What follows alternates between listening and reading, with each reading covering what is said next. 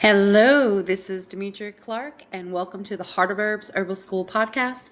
And today we're talking about tips for keeping your apothecary organized. Tips for keeping your apothecary organized and neat.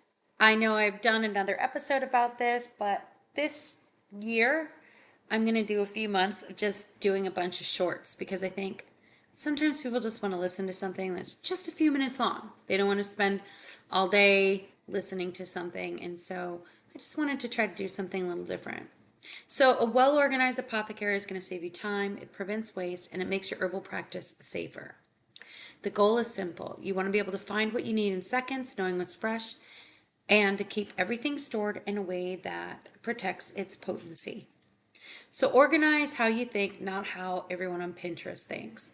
Choose a system that matches how you reach for herbs. So if you go in and you're like, think about everything in reference to body systems or actions or the form or the frequency of use, organized by that. That's totally okay. And at heartofherbs.com, we have a more detailed blog post that kind of breaks this down, so you may find that helpful too.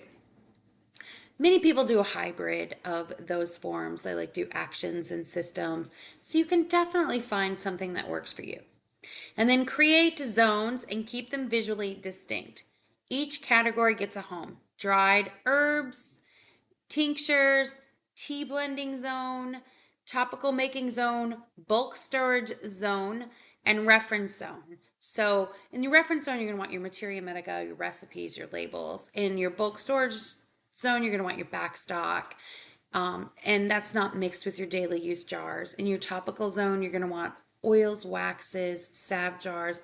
Tea blending zone, scales, scoops, filters. Tincture zones, bottles and droppers. And dried herb zones is what you store your herbs in. I suggest storing them in jars, but everyone, you do you.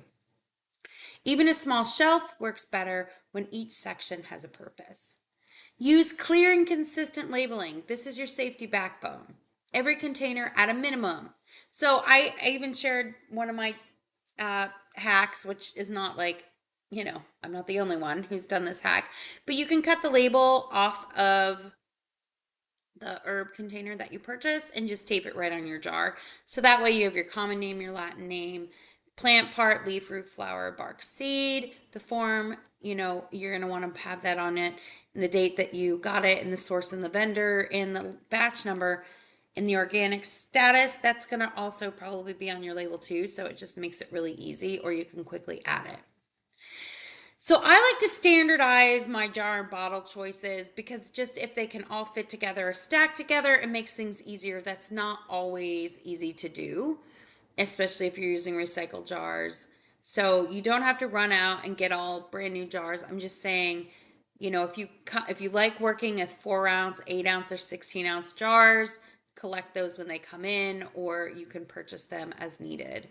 Use consistent tincture bottle sizes. 1 to 2 ounces are common. Use the same label size and placement across everything. Standardization makes your apothecary look tidy, but it's also really helpful when you're busy. Store herbs correctly to protect potency. Keep the herbs cool, dry, and in a dark space. Avoid storing above a stove, a dishwasher, direct sunlight. Use airtight glass for most herbs, and keep very aromatic herbs extra sealed. Keep powders and resins tightly closed as they can pull moisture from the environment. Rotate stock with simple first in, first out method. This prevents old herbs lingering. Put new herbs behind old herbs.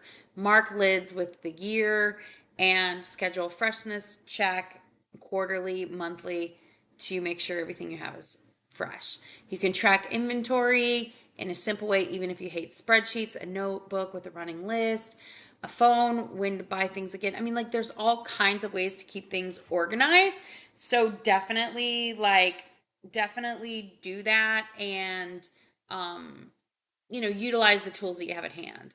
And then keep your daily staples basket. Create a grab and grow area for your most used herbs and supplies. So that way you can just really access them quickly. You can put your top 10 to 20 herbs, measuring tools, tea filters, labels, alcohol, glycerin, and then gloves and sanitizer for clean handling. This can prevent you from digging through everything for the same items every week. Create a formula log and a batch log, even for home use. That's really helpful. If you make blends or tinctures, regularly track formula name, ingredients and ratios, date made, notes on taste, effect, and adjustments that you make to your batch. Make and use kits for specific purposes, even in your own home apothecary. A respiratory kit, first aid kit, sleep kit. That can be really helpful. You can, organize them, put the jars in a basket together or something like that. So it's really easy to access. And in the blog article, we have suggestions on herbs for each of those ones too. Don't store everything together. Separate by risk. Separate external use only herbs and clearly label them, like arnica, essential oils. Keep high caution herbs on a distinct shelf with red labels or some way to delineate them and to make sure that people don't accidentally grab them. Keep essential oils locked away from children and pets and clearly marked. Do a quick apothecary reset routine. So a small routine prevents clutter from becoming chaos. 5 minutes after each session, close jars, wipe surfaces, return scoops. So we vacuum seal our herbs, and we have a jar vacuum sealer. And every month or so, I have my husband go through and just re-vacuum seal everything, even if it hasn't been opened, just because we make sure everything is staying as safe as possible. Weekly, you're going to want to refill staples, empty trash, check moisture packets if used. Monthly, you want to inventory scan or discard anything questionable. You can make a little map and put it on the inside shelf of the cabinet door, a master list of where everything lives, and label shelves with category names. You can do whatever you want to make your space more accessible for you and your family. And then you're going to want to decide on your freshness standards and stick to them. A lot of herbalists get overexcited and over order, and sometimes you get really tempted because you don't want to throw something out to use it even when it's no longer potent. So less is always more. I have done that myself, or just not realizing how big something was once. So once I ordered 3 pounds of red clover, and it came in a box inside of a garbage bag. This was about 20 years ago. So think about things, and maybe a less is more, so you don't make the same mistakes I did. Thank you for listening. I hope this was helpful in helping you keep your apothecary organized, and I hope you have a wonderful day.